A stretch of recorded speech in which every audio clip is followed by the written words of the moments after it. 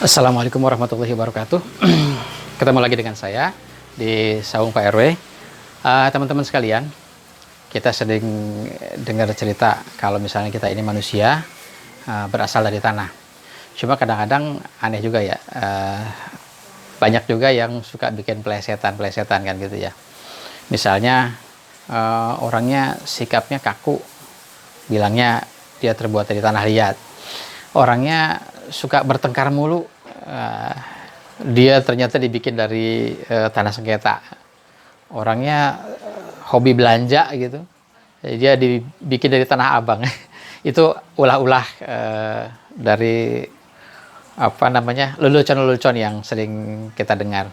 Tapi yang terpenting adalah bahwa kita ini manusia memang berasal dari tanah.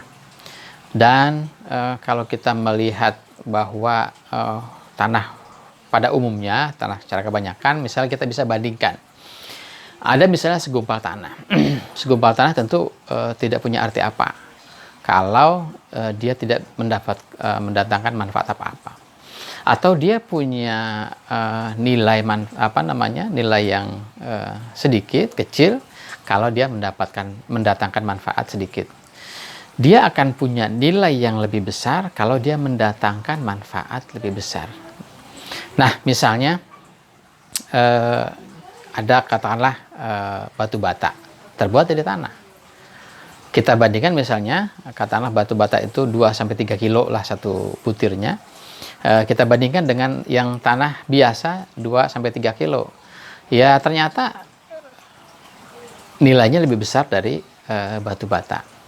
Atau misalnya genteng, cangkir seperti ini misalnya, atau benda-benda lain lah ya, yang mungkin benda-benda seni yang dibuat dari tanah dan dia punya nilai lebih. Kenapa? Karena dia melalui sebuah proses. Temanku semua, proses itulah yang mesti kita pahami, yang mesti kita pelajari. Misalnya tadinya dari gumpalan tanah, dipilih-pilih, disortir, kemudian mungkin ditumbuk-tumbuk, mungkin dihancurkan, mungkin diolah dalam satu wadah, kemudian mungkin juga dicetak, dipanaskan, dijemur, dibakar, dan sebagainya, sehingga jadilah wujud baru, jadilah sebuah benda baru yang asalnya tadi dari tanah, dia sekarang menjadi sebuah benda yang baru yang nilainya jauh lebih bagus, jauh lebih mahal. Nah, hadirin sekalian, manusia juga kira-kira begitu. Banyak manusia kebanyakan misalnya yang mungkin punya nilai atau barangkali tidak punya nilai, ya, atau mungkin punya nilai yang negatif. Nah, kalau kita ingin menjadi masyarakat kebanyakan, ya tidak usah melalui proses apa-apa. Tapi kalau kita mau punya nilai lebih, ingin punya sesuatu yang berharga dalam diri kita, tentu kita harus mau mengikuti sebuah proses. Proses apa? Ya tentu misalnya sejak kecil dia masuk ke dalam pendidikan, proses pendidikan. Kita tahu bahwa misalnya dalam agama pendidikan itu dimulai dari sejak lahir sampai akhir hayat. Nah, berarti pendidikan itu akan terus harus kita jalani, harus kita ikuti. Semakin tinggi tingkat pendidikannya, tentu semakin besar ilmu yang kita dapat, semakin banyak ilmu yang kita dapat, maka prestasinya juga harusnya semakin lebih tinggi. Teman-teman sekalian, ternyata proses itu bukan hanya pendidikan. Mungkin bisa saja tempaan yang lain, latihan, gemblengan, bimbingan, kemudian ujian, cobaan dan sebagainya, yang barangkali ada mungkin 1-2 yang mengenakan, tapi banyak juga yang mungkin memberatkan, mungkin tidak enak, mungkin harus perlu perjuangan yang lebih berat. Nah, tentu siapa-siapa yang nanti yang lulus dalam ujian itu, maka dia akan punya nilai yang lebih bagus. Temanku semua, memang ujian yang kita alami ini akan terus harus kita jalani sampai akhir hayat kita. Misalnya contoh, kita kenal misalnya ada pemain bola yang mungkin punya nilai mahal. Tapi banyak juga pemain bola yang lain yang mungkin tidak semahal yang beberapa orang miliki lah kan gitu. Atau misalnya pemain bulu tangkis. Dan kita ingat ketika pemain bola ini sudah jadi juara atau pemain bulu tangkis ini sudah jadi juara, apakah dia berhenti berlatih? Tentu tidak. Dia akan terus berlatih untuk mempertahankan prestasinya, mempertahankan kejuaraannya. Nah, hadirin sekalian, dia akan terus berlatih, akan terus berprestasi sampai kapan? Sampai mungkin batas waktu yang memang dia sudah tidak bisa berprestasi lagi.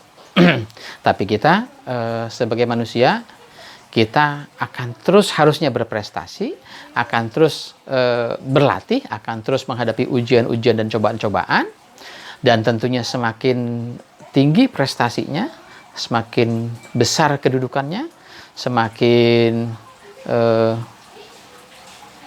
besar ilmunya, tentu ujiannya juga akan semakin besar.